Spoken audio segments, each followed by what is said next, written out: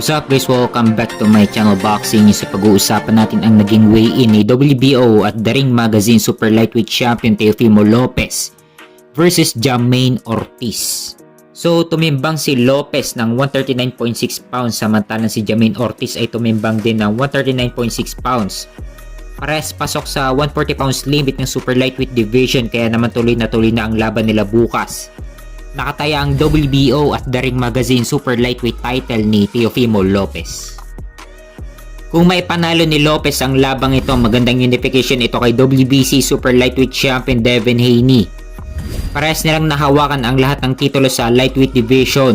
Ang pinagkaiba nga lang, hindi kinilala si Lopez bilang undisputed champion dahil ginawang WBC franchise ang titulong pinanghahawakan ni Lopez at na kay Devin Haney pa dati ang tunay na titulo. Kaya isang unified champion lang si Lopez. Hindi katulad ni Devin Haney na kinilala talaga siyang undisputed champion. Tinalo ni Kambosos si Lopez at nilabanan agad ni Kambosos si Haney. Hawak ni Kambosos ang Unified Super WBA, WBO, IBF at The Ring Magazine Lightweight title. Kasama ang WBC franchise belt. At hawak naman ni Devin Haney ang tunay na WBC Lightweight title. At tinalo ni Devin Haney si George Kambosos at dito na nakuha ni Devin Haney ang lahat ng titulo sa Lightweight Division. Kaya kinilala si Haney na undisputed champion kaysa kay Teofimo Lopez.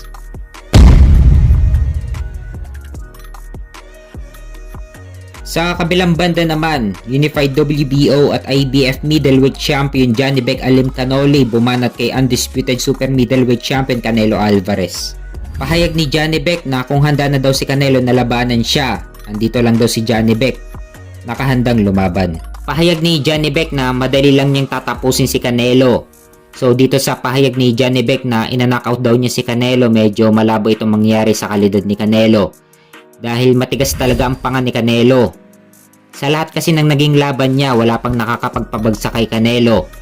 Napakahirap na mission ang kailangan gawin ni Johnny Bec kung gusto niya talagang patumbahin si Canelo sa ibabaw ng ring. Isama pa natin ang experience ni Canelo sa pro boxing career niya. Hindi na bago kay Canelo ang kalidad ni Johnny Bec at isa pa lumalaban si Canelo sa mataas na dibisyon. At umakyat pa sa 175 pounds light heavyweight division kung saan mas mabibigat ang mga suntok dito kumpara sa middleweight division kung saan lumalaban si Johnny Bec. Matigas talaga ang panga ni Canelo at proven na talaga ang panga ni Canelo. Kaya ang pag-asa lang talaga ni Johnny Bec dito ay daanin sa puntos si Canelo. Pero sanay din pumuntos si Canelo, idagdag mo pa ang pagiging volume puncher niya. Talagang mayayanig talaga ang tatamaan nito.